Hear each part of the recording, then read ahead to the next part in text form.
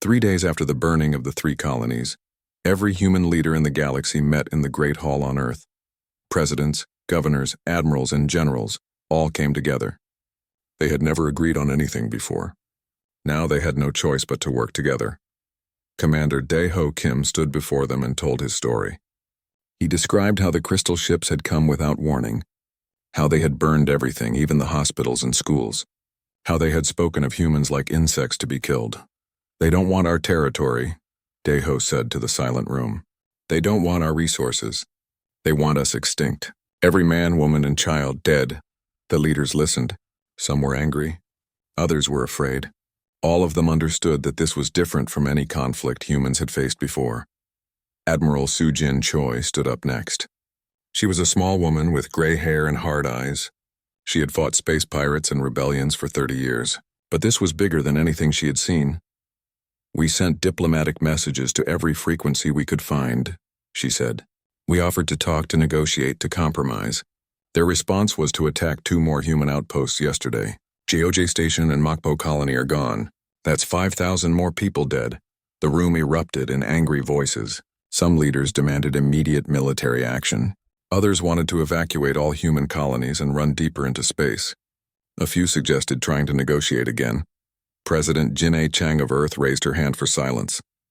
"Running won't work," she said. "They can follow us anywhere, and they've made it clear they don't want to talk. That leaves us with one choice. War," said Governor Dong-hyun Kim of Mars Colony. "Total war," Admiral Choi corrected. "They want to exterminate us, so we have to exterminate them first." Dr. Yuna Park had spent 3 sleepless days studying the crystal ship wreckage. She worked in a secret military lab on Luna Station, surrounded by alien technology and human weapons experts. The crystal beings were more advanced than humans in many ways. Their energy weapons were incredibly powerful. Their ships could travel faster than anything humans had built. Their armor was nearly indestructible, but Yuna found weaknesses. "Look at this," she said to General Wu Jin Kang, showing him a piece of crystal technology.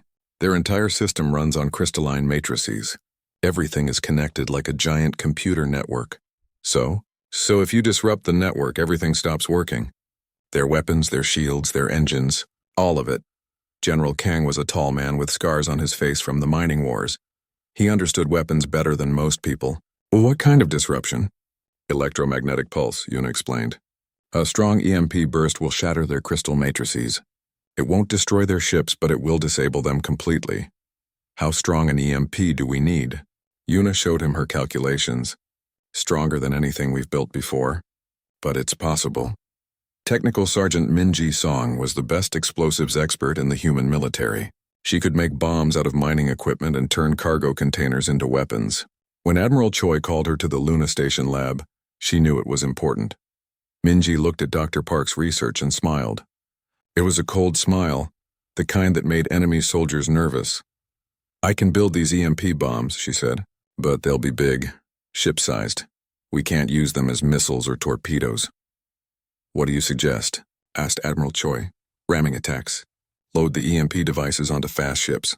Drive them right into the crystal formations. The explosion will disable everything in a wide area." "The pilots won't survive," General Kang pointed out. "I know," Min-ji said quietly. "We'll need volunteers." Captain Hunwoo Lee was at Rally Point 7 when the call came out. The military needed civilian ships for conversion to warships. They needed cargo haulers, mining vessels, passenger transports, anything that could carry weapons and fly fast. Hyunwoo didn't hesitate. The crystal beings had destroyed his home. They had killed his friends. His cargo ship wasn't much, but it was all he could offer. The military engineers worked quickly. They removed the cargo containers from the Steady Heart and installed missile launchers. They added armor plating and better engines. In 2 weeks, his peaceful cargo ship became a warship. Other civilian pilots made the same choice. Miners brought their heavy drilling ships. Tourist companies donated their passenger vessels. Even the old mail runners volunteered their small, fast ships. Humanity's peaceful merchant fleet became an army. The crystal beings, who called themselves the Viridian Empire, made their next move 2 weeks later. A massive fleet appeared at the edge of the Jeju system, where humans had built a beautiful colony around a water world. But humans were ready this time. Admiral Choi had positioned her forces carefully. The main human fleet waited behind the system's asteroid belt. Smaller groups hid near the gas giants, and close to Jeju Colony itself, converted civilian ships waited with their new weapons. Commander Daeho Kim was there too. He had been given command of a destroyer, the Swift Justice. It wasn't the biggest ship in the fleet, but it was fast and well armed. Most importantly, it carried 50 Marines who were ready to board enemy vessels. "Crystal ships coming in fast," reported his sensor officer. 200 vessels. Same configuration as the ones that hit New Busan. Daeho studied the tactical display. The Viridian ships moved in perfect formation, like a school of deadly fish. They were heading straight for the colony, ready to burn another human world. "All ships, this is Admiral Choi. Execute Operation Wildfire. Hit them with everything we have." The human fleet came out of hiding from 3 directions at once. Missiles filled space like angry hornets. Energy beams lanced out from human weapons that had been designed to crack asteroids and melt ore. The converted civilian ships attacked with whatever they had been given. The Viridians were surprised, but they adapted quickly. Their crystal formations shifted and flowed like liquid light. Green fire poured from their weapons, destroying human ships one by one. But humans kept coming. Captain Hyunwoo Lee pushed his converted cargo ship straight at a group of crystal vessels. His missile launchers fired continuously. His new armor took hit after hit from Viridian weapons. Sparks flew from damaged systems, but he didn't slow down. "Ramming speed," he yelled to his crew of volunteer fighters. The steady heart slammed into the side of a Viridian ship. Both vessels exploded in a ball of fire and twisted metal. Hyunwoo and his crew died, but they took 20 crystal beings with them. All across the battle zone, human ships made the same sacrifice. They rammed Viridian vessels, detonated themselves next to enemy formations, and fought until their weapons ran out of ammunition. Technical Sergeant Min Ji-song watched the battle from her command ship. Her EMP bombs were loaded onto fast attack vessels ready for their first test. She picked her targets carefully, the largest groups of crystal ships. "EMP Attack 1, go," she ordered. A human fighter, piloted by a volunteer from the Mars Defense Force, accelerated toward a formation of 50 Viridian ships. The crystal beings tried to stop him with their weapons, but he was too fast and too determined. The EMP bomb exploded in a burst of white light. Every crystal ship in the area went dark. Their weapons stopped firing. Their engines shut down. They drifted in space like beautiful, deadly sculptures. "It works," Minji shouted. "All EMP units attack at will." 3 more EMP bombs found their targets. Hundreds of Viridian ships went dead in space. Human Marines in boarding pods launched toward the disabled vessels. Commander Daeho Kim led the first boarding party himself.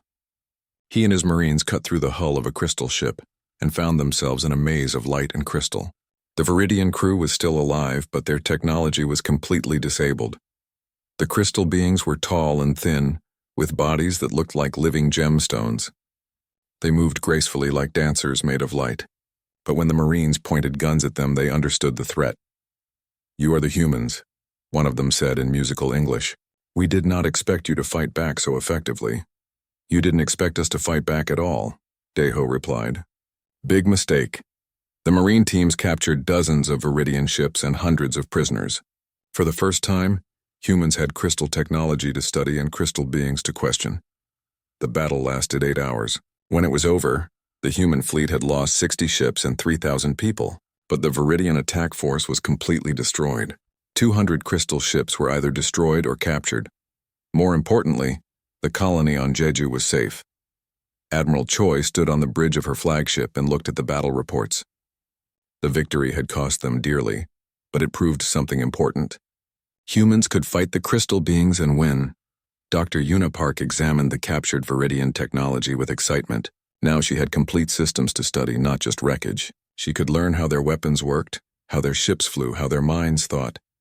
"Admiral," she reported after 2 days of research, "I've found something interesting. The Viridians have a weakness besides their crystal matrices. They're vulnerable to Earth bacteria. Their immune systems can't handle our microbes. Biological warfare?" Admiral Choi asked. "It's possible. I could develop something that would be harmless to humans but deadly to them." The Admiral was quiet for a long time. "Do it," she finally said.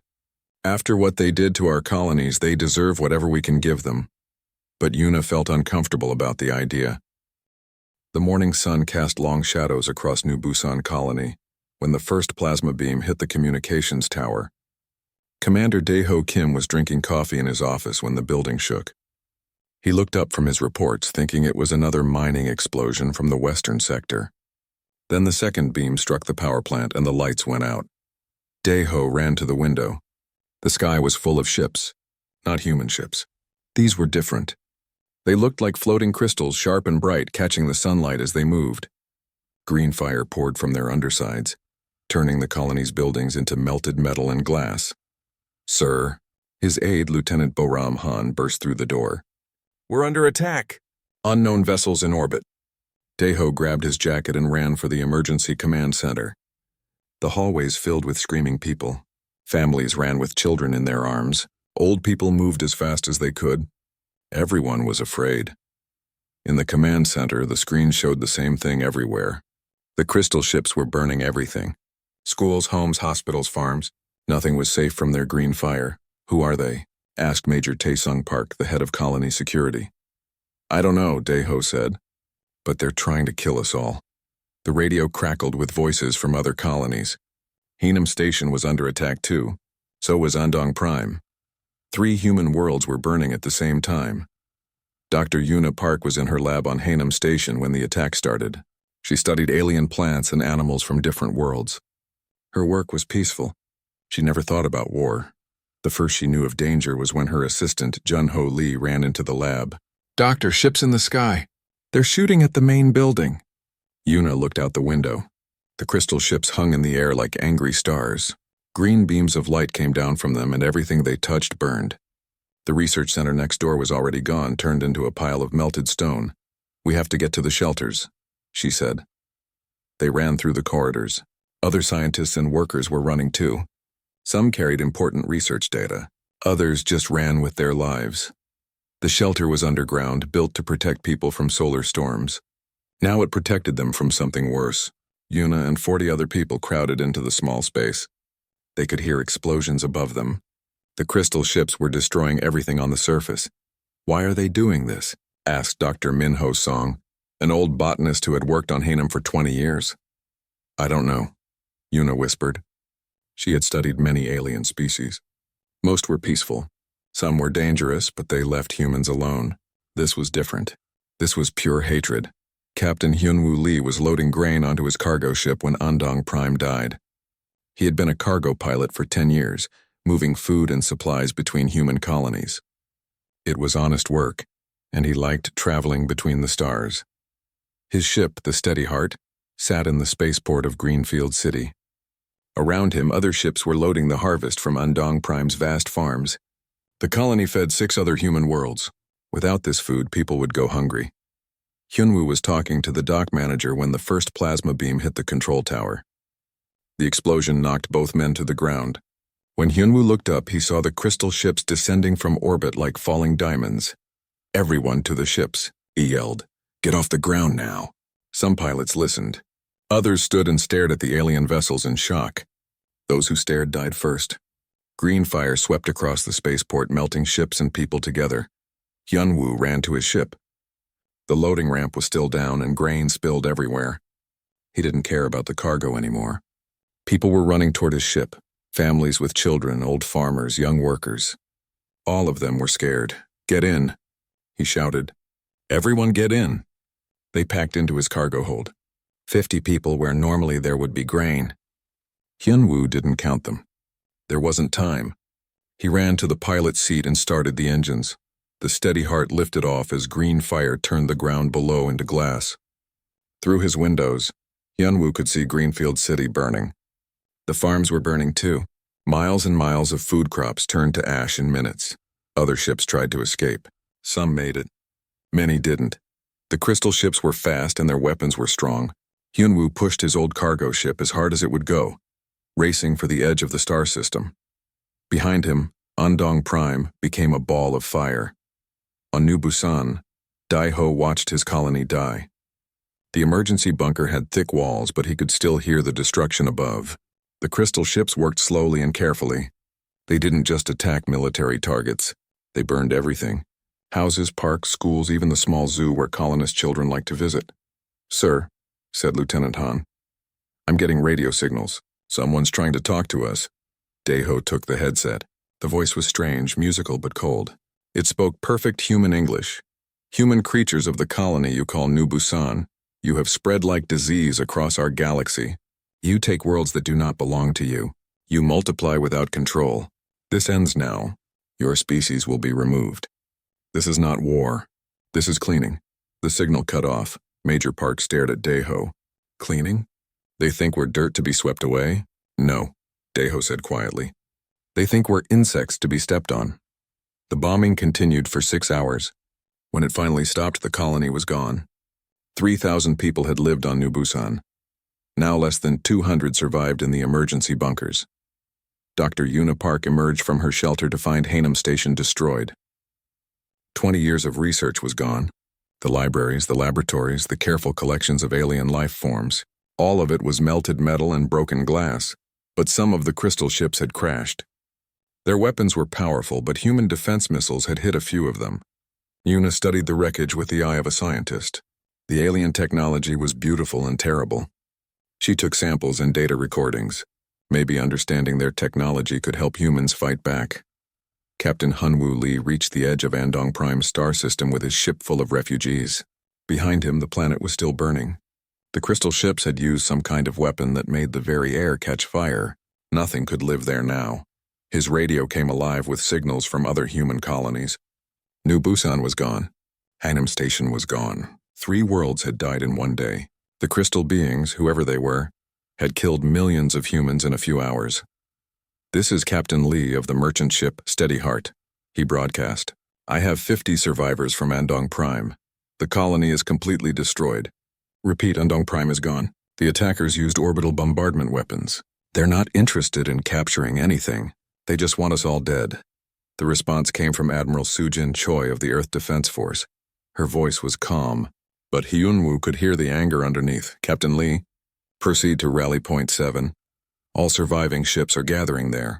We need to count our people and plan our response." "What kind of response, Admiral?" There was a long pause. "The kind that shows these crystal monsters what humans do when you murder our children." On Earth, in the halls of the United Earth Council, emergency meetings began immediately. The attack on the 3 colonies was not random. It was planned, coordinated, and meant to send a message. The crystal beings wanted humans to know they could strike anywhere, anytime. The aliens had made one mistake, though. They thought humans would be afraid. They thought humans would run and hide and beg for mercy. They didn't understand what they had done. They had hurt human families. They had killed human children. They had burned human homes. Now humanity was angry. Commander Daeho Kim stood in the ruins of New Busan and looked up at the sky. Somewhere up there, the crystal ships were flying to their next target. More human colonies would burn. More children would die, unless humans stopped them first. Dr. Yuna Park carefully packed her samples of crystal technology. She would study every piece, learn every secret. If these aliens wanted to play with fire, she would give them an inferno. Captain Hyunwoo Lee guided his ship toward Rally Point 7, where the human fleet was gathering. His cargo hold was full of refugees now, but soon it would carry something else. Weapons, soldiers, revenge. The crystal beings had burned human worlds. Soon, humans would scorch their skies in return. The war was just beginning. The Cheongju Nebula had been a quiet place for 1,000 years. Gas clouds drifted slowly between dead stars, creating beautiful colors that human poets wrote songs about. Now it would become the site of the bloodiest space battle in human history. Admiral Sujin Choi positioned her fleet carefully inside the nebula. The gas clouds would hide human ships from Viridian sensors until the last moment. It was an ambush. But the crystal beings had taught humans that honor meant nothing in a war of extinction. Commander Daeho Kim stood on the bridge of his destroyer, the Swift Justice. Around him, 200 human warships waited in silence. Half of them were military vessels built for war. The other half were converted civilian ships, cargo haulers, and mining vessels turned into weapons of revenge. "Enemy fleet detected," whispered his sensor officer. 400 Viridian ships. They're entering the nebula. Daeho felt his heart pound. The humans were outnumbered 2-1. But they had advantages now. EMP weapons that could disable crystal technology, biological agents that Dr. Unipark had developed, and most importantly, they had fury. The Viridians had made a mistake when they burned human colonies. They had made humans angry, and angry humans were the most dangerous creatures in the galaxy. All ships prepare for attack. Admiral Choi's voice came over the radio. Remember what they did to New Busan. Remember what they did to our children. Make them pay. Captain Hyunwoo Lee was dead, killed in the battle at Jeju. But his brother, Captain Sungwoo Lee, commanded a converted mining ship called the Iron Hammer. It had been built to break asteroids apart. Now it would break crystal ships instead. Mining charges loaded, reported his weapons officer. Ready to fire. Sungwoo stared at the approaching Viridian fleet on his screens. Somewhere in that formation were the beings who had murdered his brother, who had turned Andong Prime into a ball of fire, who thought humans were insects to be stepped on.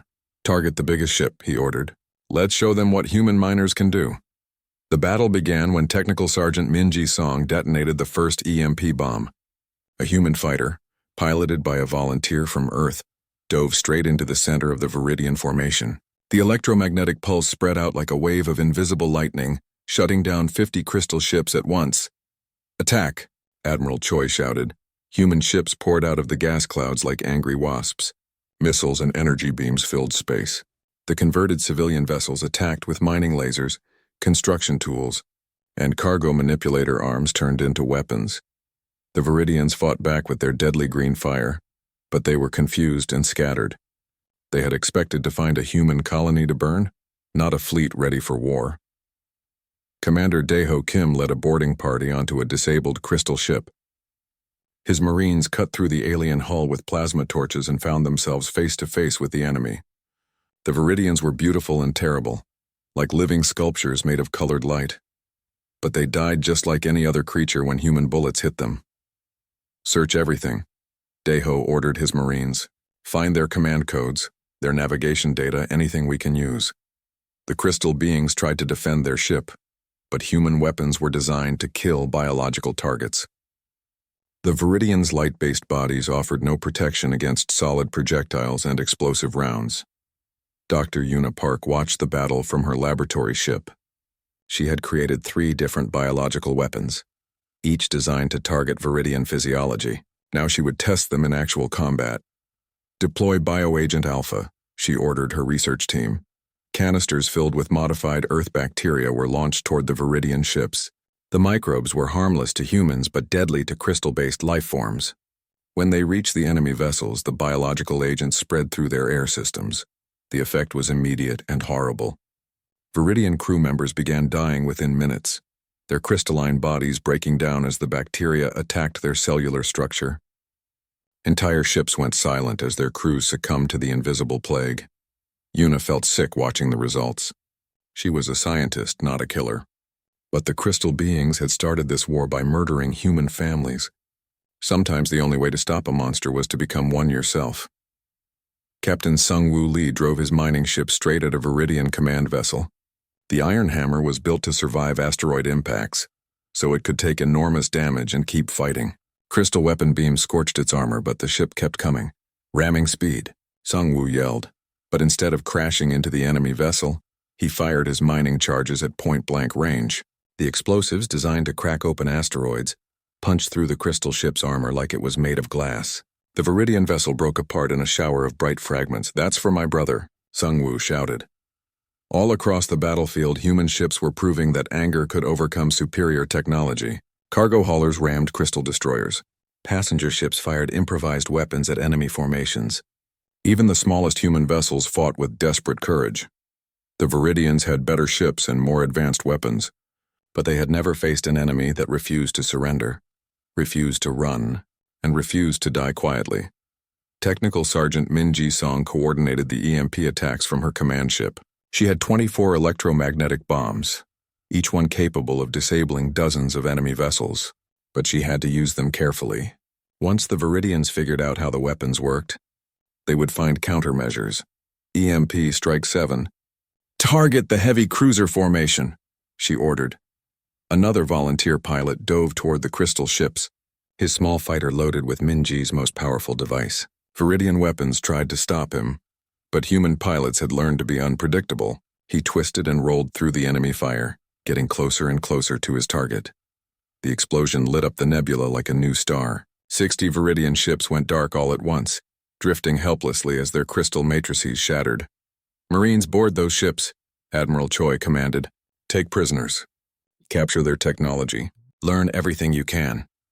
The boarding actions were brutal and quick. Human Marines had trained for close combat in alien environments. They moved through the disabled crystal ships like deadly shadows, capturing crew members and stealing information. Commander Dae-ho Kim found the navigation computer on a Viridian flagship. The crystal technology was beautiful but alien, like a three-dimensional puzzle made of light. But human computer experts had learned to read their systems. Admiral, he reported over the radio, I've found their star charts. 3 Viridian colonies are marked as minimal defense. They think they're safe from human attack. Download everything, Admiral Choi replied. We'll show them how wrong they are. The battle in the Cheongju Nebula lasted 14 hours. When it was over, the human fleet had lost 97 ships and 8,000 people. But the Viridian attack force was completely destroyed. 400 crystal ships were either captured or turned into floating debris. More importantly, humans had captured detailed information about Viridian space, colony locations, military bases, supply routes, everything they needed to take the war to the enemy's home territory. Admiral Choi gathered her surviving commanders for a strategy meeting. They met on her flagship, the Indomitable, surrounded by the wreckage of the greatest space battle in history. The Viridians started this war by attacking our colonies, she said. Now we're going to attack theirs. Dr. Yuna Park felt uncomfortable with the plan. Admiral, these biological weapons I've created, they're extremely deadly. If we use them on Viridian colonies, we could kill millions of civilians. They killed millions of our civilians, General Wu Jin-Kang pointed out. Turnabout is fair play. But we're not them, Yuna protested. We're supposed to be better than that. Admiral Choi looked around the room at her officers. They were all tired, angry, and bitter. They had seen too many human worlds burn. They had lost too many friends and family members. Dr. Park, she said quietly, I appreciate your concerns, but this is a war of extinction. Either we kill them or they kill us. There's no middle ground anymore. Commander Dae-ho Kim stood up. I disagree, Admiral. If we use biological weapons against their civilians, we become murderers just like them.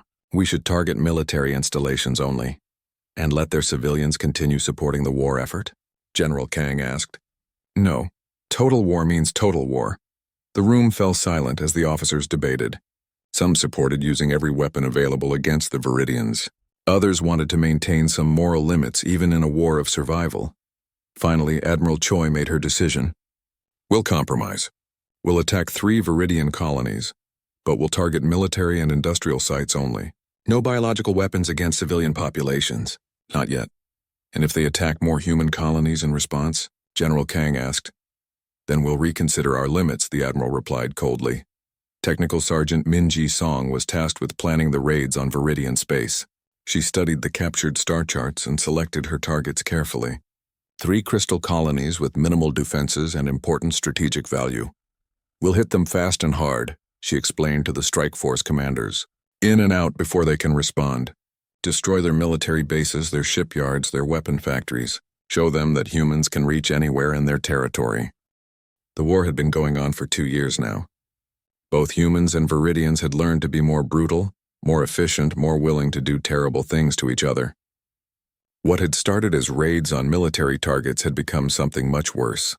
Commander Dae-ho Kim stood in the ruins of Crystal Falls, once a beautiful Viridian farming colony. His Marines had destroyed the military bases as ordered, but civilian buildings had burned too. Crystal being families had died alongside their soldiers. The line between combatant and innocent had become very thin. Sir, reported Lieutenant Bo-ram Han, his aide who had survived the burning of New Busan 2 years ago. The civilian shelters are empty. Looks like they evacuated before we arrived. Dae-ho nodded, feeling relieved. At least some Viridian families had escaped the attack. He was a soldier, not a murderer of children.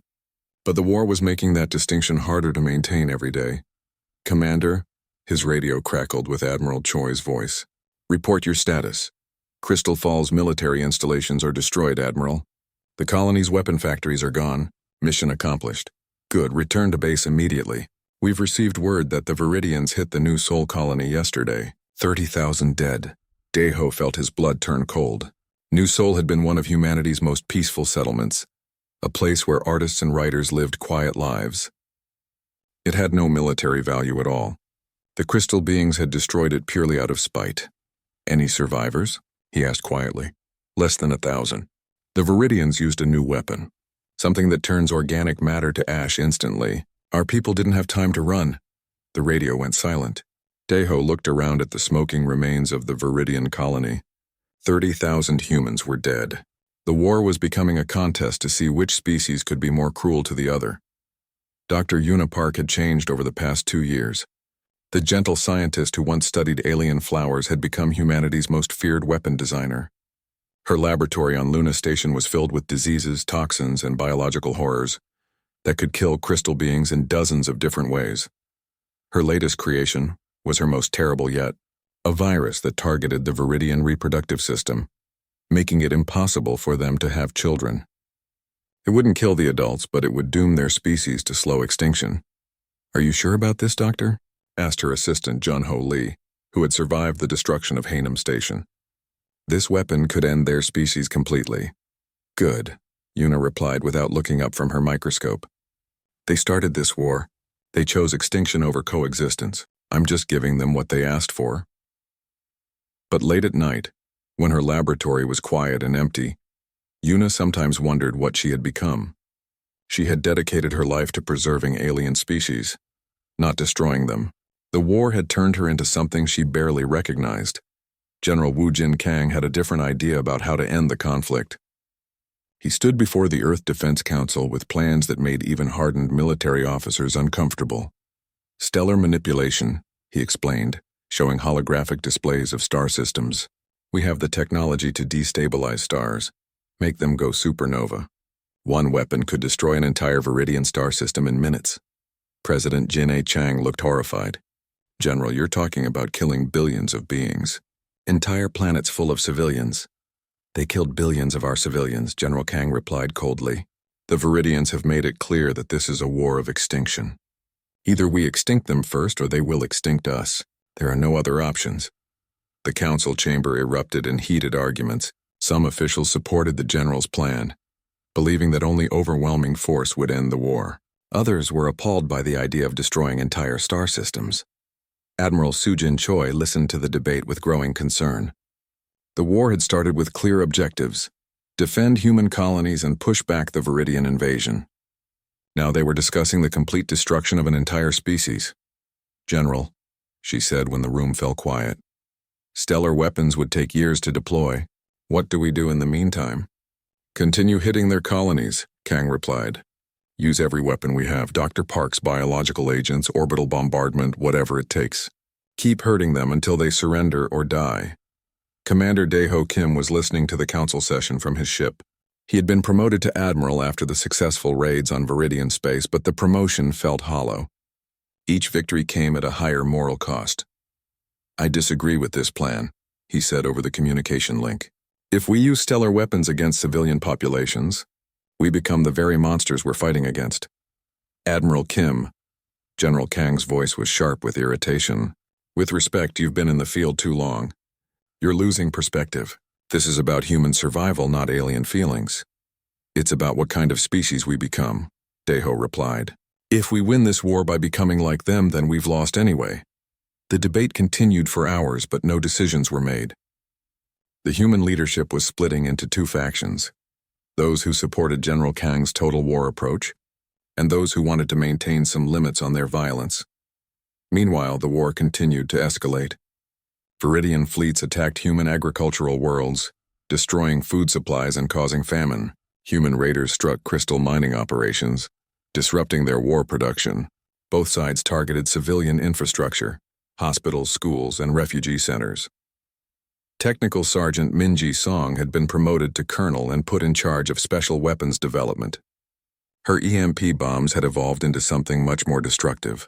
The new devices didn't just disable Viridian technology, they destroyed it completely. leaving crystal ships as useless chunks of debris. "Colonel," her aide reported, "the Viridians have developed countermeasures for our EMP weapons. Their newer ships have shielding that blocks electromagnetic pulses." Minji studied the intelligence reports with professional interest. "Then we'll have to find a different weakness. Maybe something that targets their crew instead of their technology." She had been working with Dr. Park on a new type of weapon that combined electromagnetic pulses with biological agents. The idea was to disable Viridian ships and kill their crews simultaneously, leaving the vessels intact for human capture. Captain Sung-Woo Lee had survived dozens of battles in his converted mining ship, the Iron Hammer. He had become a legend among human pilots, the man who could take any ship and turn it into a weapon. But success in war had not brought him peace. Every night, he dreamed about his dead brother Hyunwoo, who had died ramming a Viridian ship at the Battle of Jeju. In the dreams, his brother asked him why the killing hadn't stopped yet, why the war kept getting worse instead of better. "Because they won't surrender," Sung-Woo would answer in the dream, "because they want us all dead." But lately he wondered if humans wanted the Viridians all dead too. The desire for revenge had become something darker, a hunger for complete destruction that could never be satisfied. Intelligence officer Ji Hai-yoon had been questioning Viridian prisoners for 2 years. She had learned their language, studied their culture, and tried to understand their motivations. What she had discovered disturbed her greatly. "Admiral Choi," she reported during a classified briefing, "the Viridian Empire is fracturing. There are at least 3 factions now. The military council that wants to destroy all humans, the civilian assembly that wants peace, and the purist movement that wants to retreat from this part of the galaxy entirely. Which faction is in control?" Admiral Choi asked. "None of them. They're fighting each other as much as they're fighting us.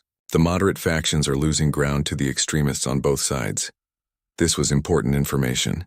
If the Viridian Empire was falling apart, there might be opportunities for ending the war without total destruction.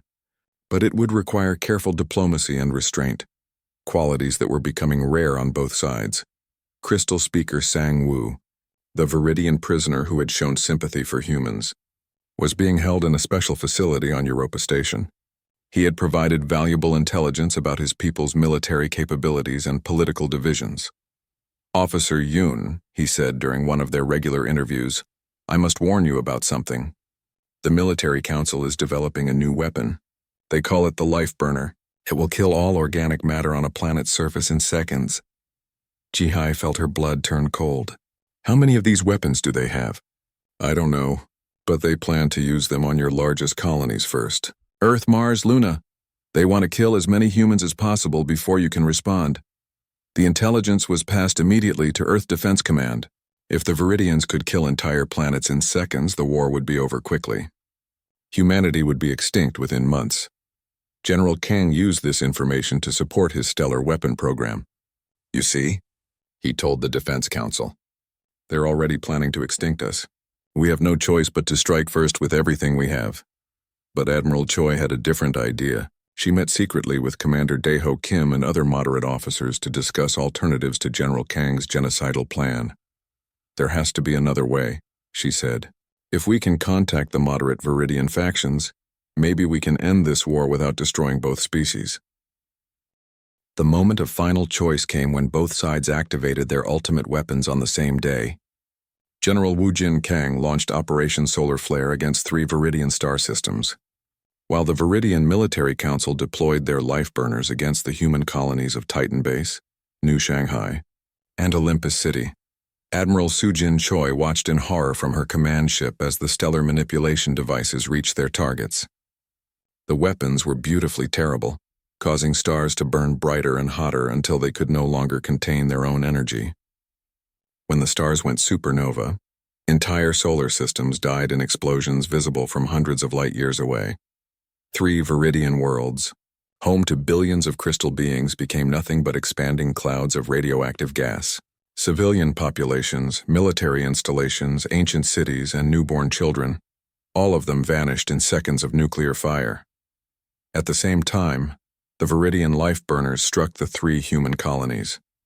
The weapons worked exactly as designed, killing every living thing on the planetary surfaces instantly. Plants withered to dust. Animals collapsed where they stood. Humans died so quickly they didn't even have time to scream. 8 million humans and 12 billion. Viridians died within the span of 6 hours. Commander Daeho Kim received the casualty reports while his fleet was traveling toward the Viridian stronghold planet of Cathara. He had been planning to offer terms for surrender to the moderate crystal beings. Now there was nothing left to negotiate about. "Sir," Lieutenant Boram Han said quietly, "General Kang is declaring total victory. He says the Viridian Empire will surrender within days." But Daeho's radio suddenly crackled with a transmission on a frequency used only for diplomatic communications. The voice was musical and cold, speaking perfect English with a strange accent. "Human Commander Daeho Kim, this is Crystal Speaker Sang-woo of the Civilian Assembly. I am transmitting from a hidden location. The military council has been overthrown. We wish to discuss ending this war before both our species destroy themselves completely." Daeho looked around his bridge at his officers. Some seemed hopeful. Others appeared suspicious. Everyone was exhausted by 3 years of constant warfare. "Crystal Speaker," Daeho replied carefully. "How do I know this isn't a trap? How do I know you represent anyone with real authority?" "Because," Sang-woo's voice carried profound sadness, "we are broadcasting the surrender codes for all military council installations. We are giving you the locations of their remaining life-burner weapons. We are ending this war, even if it means our people will be at your mercy." Dr. Yuna Park was working in her laboratory when the surrender codes arrived. She had spent 3 years creating weapons to kill crystal beings, but now she found herself analyzing Viridian medical data to help treat the survivors of the life-burner attacks.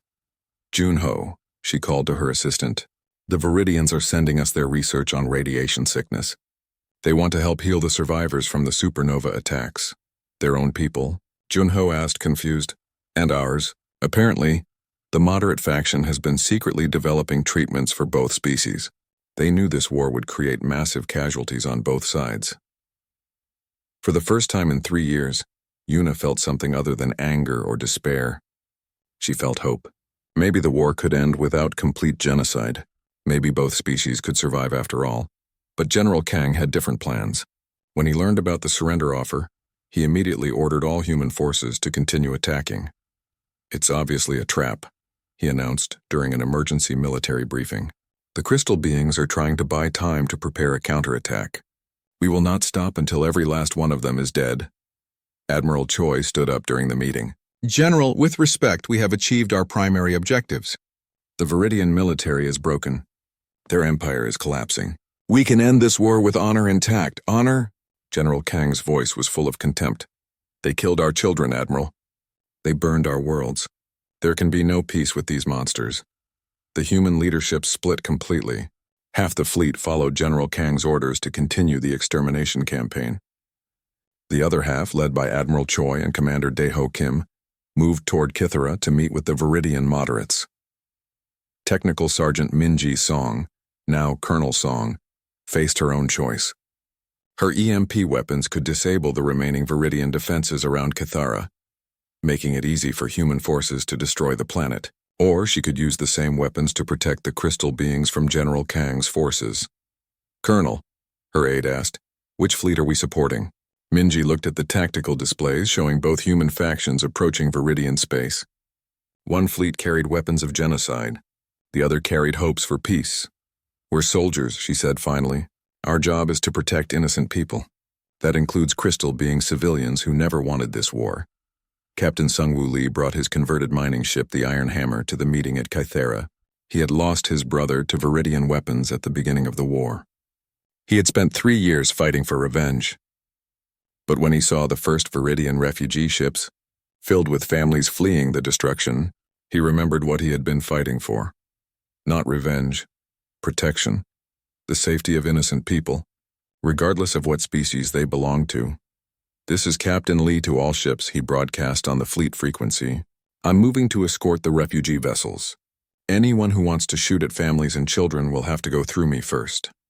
The meeting between human and Viridian representatives took place on Kythera Station, a neutral facility in orbit around the crystal being's capital planet. Commander Daeho Kim led the human delegation, while Crystal Speaker Sang-woo represented the surviving Viridian government. "We surrender unconditionally," Sang-woo said without preamble. Our military forces will stand down. Our weapons will be destroyed. We ask only that you show mercy to our civilian populations. Intelligence Officer Ji Hae-yoon, who had spent years studying Viridian culture, served as translator and cultural advisor. Commander, she whispered to Dae-ho. In their culture, unconditional surrender means they're placing their entire species under our protection. They're trusting us not to extinct them. Dae-ho felt the weight of the moment. 3 years ago, the crystal beings had tried to exterminate humanity. Now they were begging humans not to do the same to them. Crystal Speaker, he said formally, the human fleet will accept your surrender, but we have conditions. War crimes trials for those responsible for attacking our colonies, reparations for the damage done to human worlds, and joint colonization of disputed territories under human supervision. Agreed, Sang-woo replied immediately. We will cooperate fully with any reasonable demands. But General Kang's fleet was approaching fast, intent on destroying Kithara and everyone on it. The moderate human forces had to act quickly to prevent a final massacre. Dr. Yuna Park made her own contribution to the peace process. She transmitted all of her biological research to the Viridian scientists, including antidotes to the diseases she had created during the war. Why are you helping us? Asked Dr. Haewon Crystalstorm, a Viridian scientist whose name had been translated into human terms. We tried to destroy your species. Because, Yuna replied, science is about creating and preserving life, not destroying it. I forgot that for a while during the war. I won't forget it again. The final battle of the war took place in orbit around Kithara when General Kang's fleet arrived. His ships immediately opened fire on the Viridian surrender vessels, trying to kill the crystal beings before peace could be established. Admiral Choi's moderate forces moved to protect the Viridians. Human fought against human while crystal beings watched in amazement. Some humans were willing to risk their lives to protect their former enemies. Colonel Minji Song used her EMP weapons to disable General Kang's flagship, ending his ability to coordinate the attack. Captain Sung-woo Lee used his mining ship to ram a human destroyer that was firing on refugee vessels. Commander Dae-ho Kim led boarding parties onto his own species' ships, arresting officers who refused to honor the surrender agreement. The battle was brief but decisive. General Kang's extremist faction was overwhelmed by the combined human Viridian forces. The war ended not with the extinction of either species, but with moderates from both sides working together to prevent further bloodshed. In the aftermath, war crimes trials were held for leaders from both species who had committed atrocities. General Kang was sentenced to life imprisonment for using stellar weapons against civilian targets. The surviving members of the Viridian Military Council faced similar punishments, but the trials also revealed uncomfortable truths. Both species had committed terrible crimes during the war. Both had targeted civilians, used biological weapons, and destroyed entire worlds. The difference was that some individuals on both sides had chosen to say enough before complete genocide occurred. Dr. Yuna Park established joint research stations where human and Viridian scientists worked together to develop medical treatments for war casualties. Her former enemies became her colleagues in the effort to heal the damage that 3 years of warfare had caused.